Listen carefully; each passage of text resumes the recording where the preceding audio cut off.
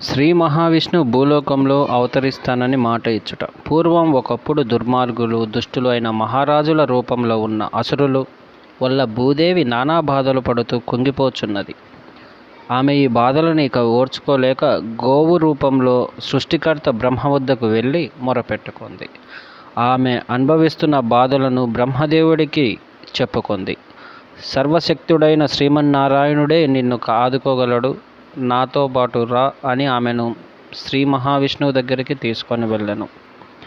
అప్పుడు శ్రీ మహావిష్ణువు, నేను భూలోకంలో దేవకి వసుదేవులకు కుమారుడుగా ఆయన అవతరించబోతున్నాడని చెప్పాడు.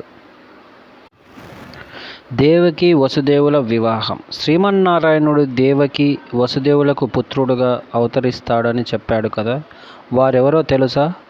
అప్పట్లో యదు అనే ఒక మహారాజు ఉండేవాడు. ఆయన అనసూయులే యాదవులు.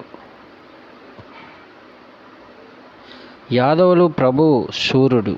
అతడు రాజ్యం మధుర. శూరసేన అని రెండుగా విభజించబడి ఉంది. ఉగ్రసేనుడు, దేవకుడు అనే సోదరులలో ఉగ్రసేనుడు మధురకు రాజయ్యాడు. అతని కుమారుడే కంసుడు. దేవకునికి దేవకి అనే కూతురు ఉంది. కంసునికి దేవకి అంటే అమిత ప్రేమ. ఎందుకంటే అతనికి తోడబుట్టిన చెల్లెళ్ళు లేరు. సూర్యుని కుమారుడు వసుదేవుడు. దేవకి వసుదేవులకు వివాహం నిశ్చయించబడింది. వివాహం వైభవాన్ని పూర్తి అయ్యాక వసుదేవుడు దేవకితో బయలుదేరడానికి సన్నాహాలు చేయసాగాడు. కంసుడే ముందు నిలబడి కావలసిన ఏర్పాట్లు చేస్తున్నాడు. 100 కాంచెల రథాలు, 400 ఏనుగులు, పెద్ద సైన్యం వారితో పాటు బయలుదేరింది.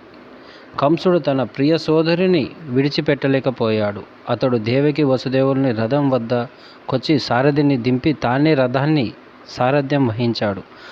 అలా రథం నడుపుతూ ఉన్నప్పుడు అతనికి ఆకాశవాణి ఇలా చెప్పింది: మూర్ఖుడా, నువ్వు రథంలో ప్రియంగా తీసుకోబోతున్న స్త్రీ యొక్క అష్టమ గర్భాన పుట్టినవాడు నిన్ను వధిస్తాడు. ఆ మాటలు విని భయంతో కంపించిపోయాడు కంసుడు. మరుక్షణం రథం ఆపాడు. తన ప్రియ సోదరి శిరోజాలు ఒక చేత బట్టి మరో చేత్తో వర నుండి ఖడ్గాన్ని లాగి ఆమె తలను నరకబోయాడు. కంసుడు ఎలాంటివాడో చూడండి అని క్షణాలకు ముందు తన చెల్లెలిపై ప్రీతి కొద్దీ తానే స్వయంగా రథసారథ్యం వహించాడు. ఇప్పుడు తన ప్రాణాలకి ఎసరు వస్తుందన్న తక్షణం ఆ ప్రేమ అంతా మాయమైపోయింది. ఇప్పుడు అతడు దేవకి బద్ధ శత్రువైపోయాడు. పాపిష్టిదానా, నీపై ఇంత ప్రేమ కురిపిస్తూనే నన్ను చంపబోయే హంతకుని నువ్వు తల్లివవుతావన్నమాట. ఇది ఎలా జరుగుతుందో నేను చూస్తాను. ఇప్పుడే చంపేస్తాను. ఆపై భయపడాల్సిన పని లేదు అంటూ కంసుడు దేవకి పై దుర్భాషలను ఆడాడు.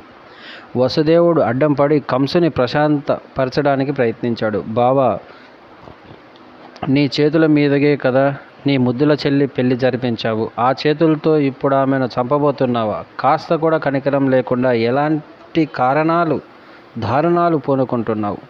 చెల్లిని కనికరించి విడిచిపెట్టు. దాని వసుదేవునికి మాటలతో మనసు కరుగుతుందా? అందువల్ల వసుదేవుడు ఒక ఉపాయం ఆలోచించాడు. చూడు బావా, నీకు నీ చెల్లెల వల్ల ఎలాంటి హాని కలగబోదు. ఆమెకు పుట్టబోయే బిడ్డ నిన్ను చంపదాడనే కదా నీ భయం. ఆమెకు పుట్టబోయే ప్రతి శిశువును నీకు అప్పగిస్తాను, వాగ్దానం చేస్తున్నాను అన్నాడు వసుదేవుడు. ఆ మాటకు కంసుడు తృప్తిపడ్డాడు. వసుదేవుడు తన మాటలను నిలబెట్టుకుంటాడని అతనికి తెలుసు. అందువల్ల చెల్లిని చంపడం మానుకొని వదిలిపెట్టేశాడు. కంసుని ప్రశంసిస్తూ వసుదేవుడు దేవకిని తీసుకెళ్ళి వెళ్ళిపోయాడు. కాలక్రమంగా దేవకి ఒక మగ శిశువును ప్రసవించింది. నామకరణం చేయడానికి వసుదేవుడు బ్రాహ్మణులను ఆహ్వానించాడు. వారా శిశువుడు కీర్తిమంతుడని పేరు పెట్టాడు. కానీ ఆ దంపతుల ఆనందం ఎంతో కాలం నిలవలేదు. తన వాగ్దానం ప్రకారం వసుదేవుడు ఆ బిడ్డను కంసునికి అప్పగించాల్సి ఉంది. ఆడి తప్పినవాడై వసుదేవుడు ఆ శిశువును కంసుని వద్దకు తీసుకొని వెళ్ళి, ఇదిగో, మాట ప్రకారం నా బిడ్డను నీకు ఇస్తున్నాను. ఈ బిడ్డను ఏమన్నా చేసుకో అంటూ బిడ్డను అప్పగించాడు. వసుదేవుడు సత్యసంధనకు కంసుడు అతనికి అభినందించాడు. చిరునవ్వుతో ఆ బిడ్డ వసుదేవుడికి అందిస్తూ, ఈ చిన్నారి శిశువును నేను చంపదలుచుకోలేదు. నన్ను చంపబోయేది అష్టమ గర్భంలో పుట్టబోయే శిశువే కాబట్టి నీ మొదటి బిడ్డ వల్ల నాకే ప్రాణ ప్రమాదం రాబోదు అన్నాడు. కంసుని ప్రశంసిస్తూ ఆ బిడ్డను తీసుకుని వసుదేవుడు వెళ్ళిపోయాడు. కంసుడి మనసులో ఏ క్షణమైనా మారిపోయి తన బిడ్డను చంపేస్తాడని వసుదేవునికి తెలుసు. చివరకు జరిగింది ఇదే. మనం వచ్చే వీడియోలో కంసుడు యాదవులను హింసించడం ఎలా అనే దాని గురించి మాట్లాడుకుందాం friends. Please subscribe my channel. Thank you for watching.